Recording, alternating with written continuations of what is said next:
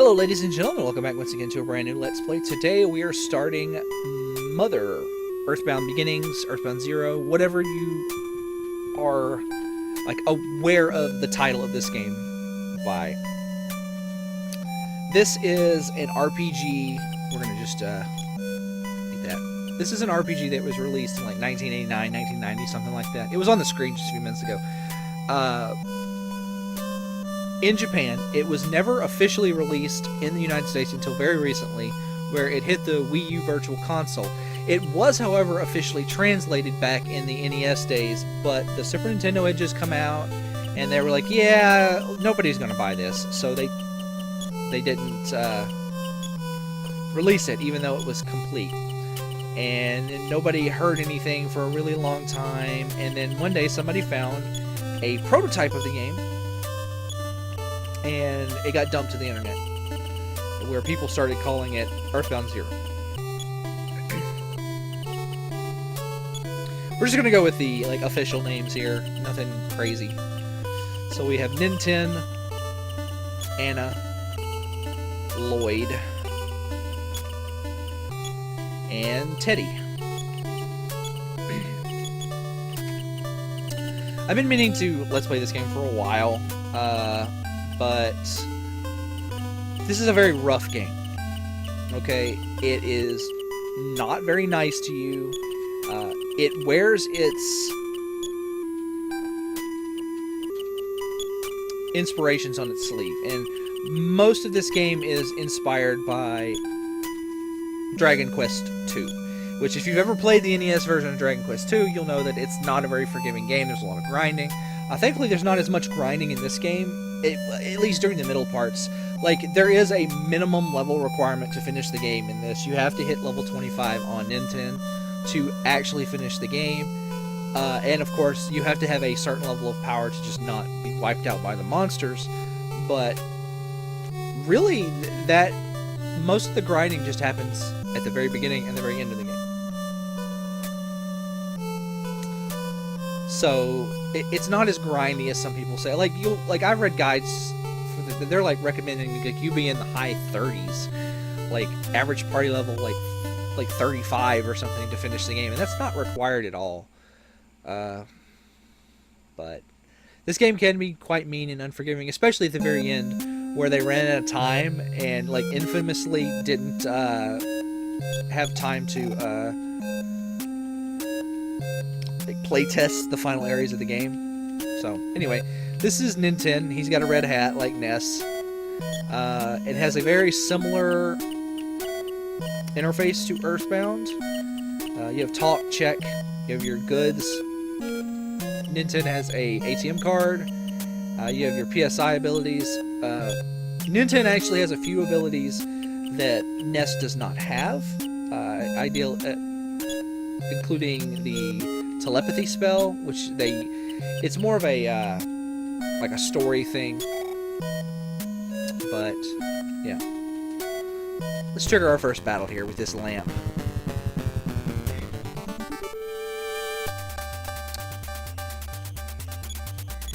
We just want to just auto battle.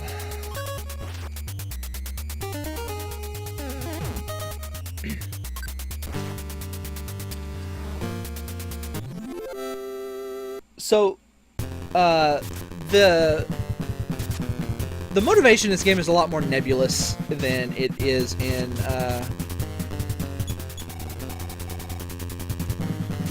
Earthbound. Because in Earthbound, at the very beginning of the game, Buzz comes and he's like, yeah, we need you to defeat Gigas.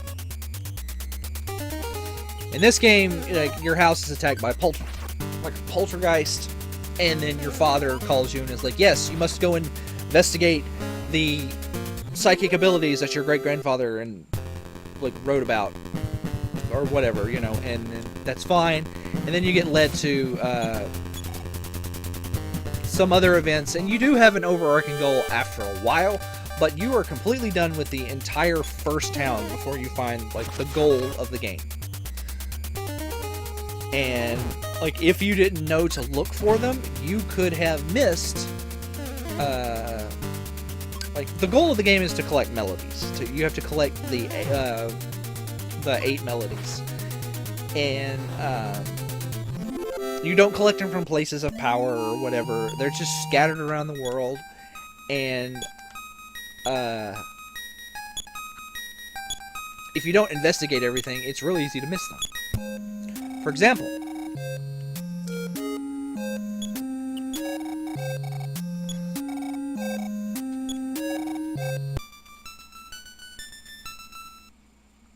there is the first melody. And if you go to your state menu here, you see we have the first of 8 down there at the bottom. So that's the goal of the game. One thing I do like about this game compared to even Earthbound is there's an actual run button. Hilariously, the run button, the way it works in this game is it just speeds up everything, makes twice as fast.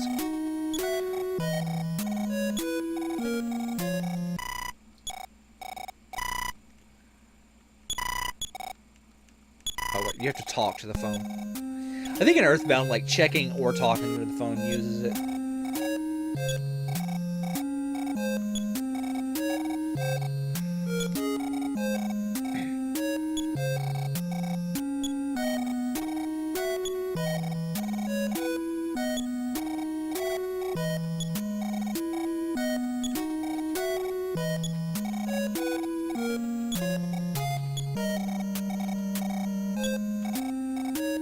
But you call your father to save the game. He deposits money in your bank account, depending on, you know, however many enemies you defeated.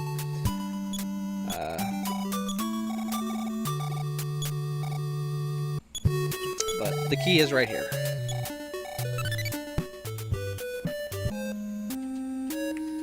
And we need to use the basement key.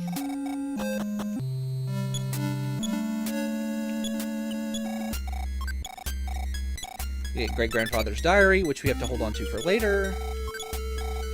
We get a plastic bat, which is our first weapon in the game. Let's see. We need to go to goods and use the bat to equip it. Very important.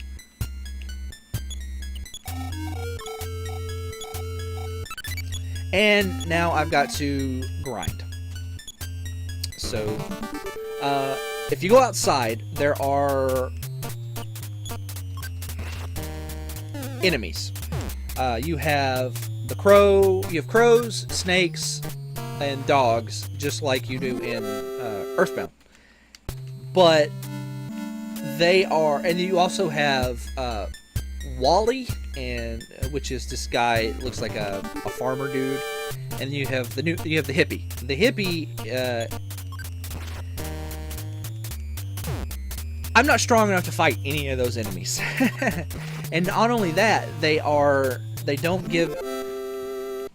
give with the exception of the snake, which gives, centipedes as well are out there. Centipedes give 1 experience, snakes give 2, these rats give 3, the crows give 4, and I think the dogs either give 4 or 5.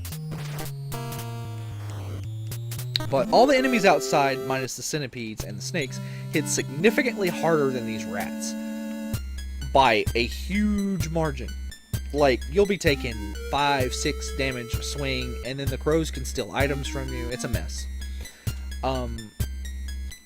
So, you do want to actually get some experience on these really easy rats before you move on. I like to finish out level 3, and then, like, take my chances outside. One of the great things about Mother and Earthbound and all that is you don't necessarily have to carry the money on you. You have a bank account, so dying is not that big of a deal unless you're just carrying tons of money on you. So I like to get to level 3, finish that off, and then what that allows me to do is I can potentially learn Life Up Alpha. So the way you learn spells in this game, you don't get them immediately upon level up. You get them, you have to reach the level requirement for them, so Life Up Alpha requires level 3. Okay, and then you have to, like, I guess, fight a couple more battles to learn the spell.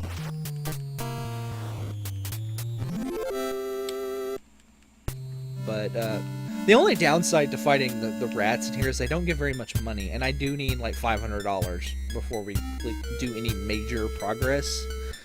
But yeah, you just don't have the chutzpah to take any enemies outside on right now, especially if you run into a hippie. If you run into a hippie before like level 4, you're probably going to die. Well, you might be able to take a hippie if you have full hit points and whatever, but most of the time I run into the hippies, I just like to run. Actually, I need to go back in here and... yeah, you have to use the basement key every time. I need to actually learn the spell, don't I? I just mentioned it and then totally blanked on that. So what I mean about the... this game has a really high encounter rate, but it's also schizophrenic. Sometimes you'll go and get into 3 battles in 3 steps. Sometimes you'll run around for 20 seconds with no random battles whatsoever, just like I did.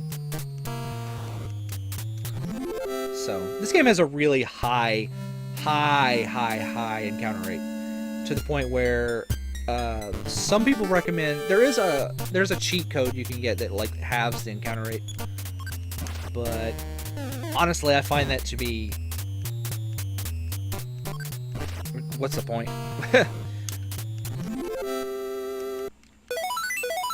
And that's what I was waiting for. Okay, so now that we have that, let's talk to Minnie here. Let's leave the basement key. Nope. Alright. We want to... I think we can get some juice.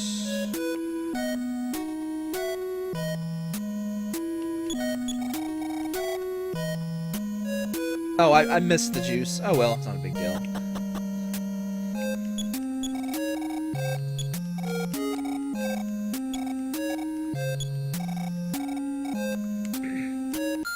It's interesting that Ninten's favorite food is prime rib, while Ness's is steak. So, we don't need to save, and now we are going to go for it. So, I'm actually... oh, Wally. The reason that I like to... like, only grind... I could grind on the rats to level 4, it would be safer, but they don't give a whole lot of money.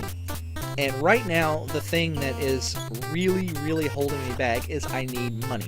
My next goal is not a level. My next goal is I need $500. But what we want to see are those Wallies. Those Wallies are worth like $20. The rest of the stuff is only worth marginally more than the rats.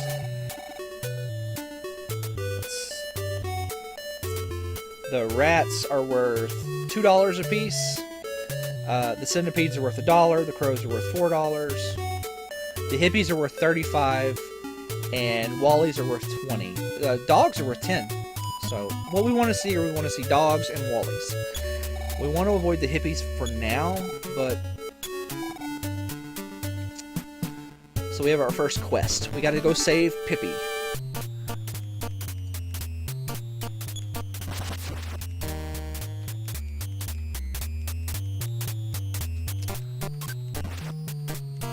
Nice. Didn't take any damage that time.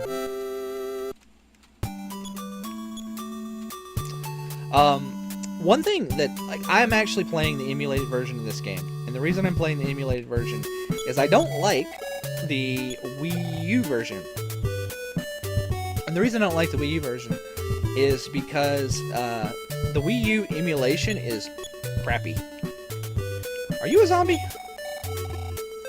No. Some of these in every town there is they punish you for speaking to the people. In some towns you get colds by talking to the people. Sometimes you get attacked.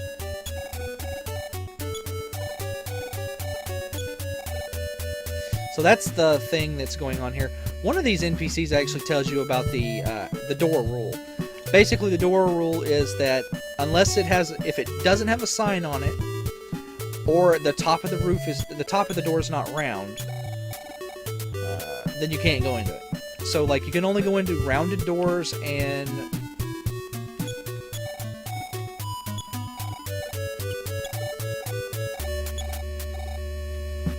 Yeah, anyway, so you can't go in this door, but if it had a rounded top, you would. But I can go in this door because it has a sign on it. This door also has a sign, so I can go into it.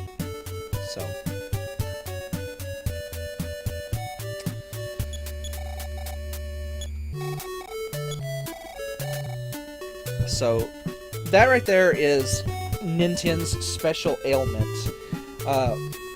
In Earthbound, if you've never played it, Ness can get homesick.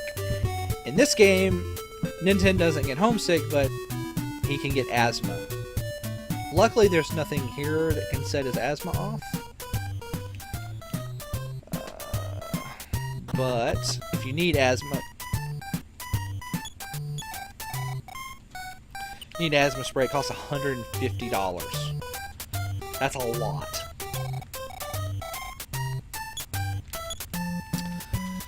So that's fine. How much money do I have? I should have, what, $50-something? Oh, right. You have to manually use your cash card. $100. I don't want to pull any of the money out in case I die.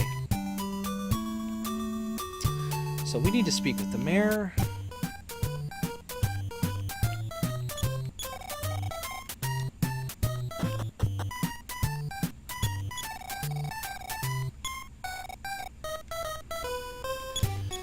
Alright, so... kind of like, Juanette, you go and you speak to the mayor, and he asks you to do a thing, but in Earthbound, you're asked to deal with the local gang, and then he'll let you into Giant Step. In this game, he asks you to rescue a young girl, and then he asks you to take care of...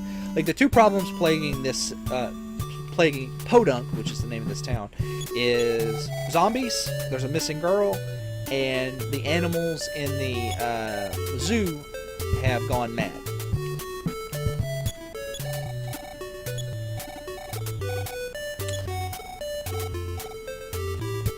So this right here is something that you can do with bread. So instead of eating it, if you use it, you make a bread trail. And if I were to use these crumbs as an item, it'll take me back to that spot. It is very handy. So anyway, we want to... we're still good. But we want to go down here. That dude's a zombie, I'm pretty sure. Same thing with that guy. But we want to go down here. So this is the way to the... there's a healer's house over here. You can see how it has a rounded door. And we can save our game here if we want.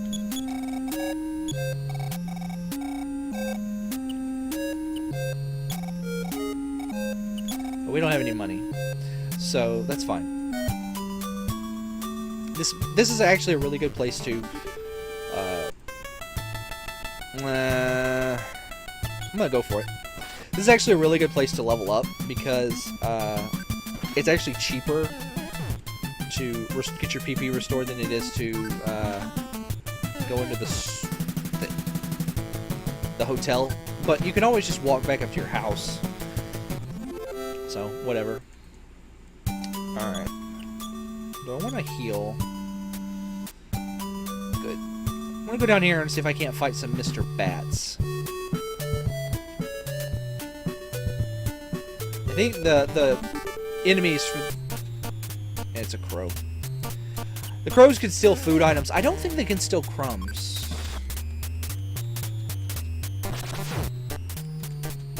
Oh, by the way, smash attacks are super common in this game. I'm gonna have to heal after this battle, though.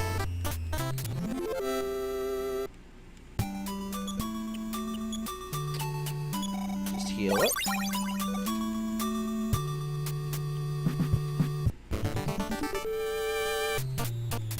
Ghost! Ghosts are not too threatening. In the cemetery,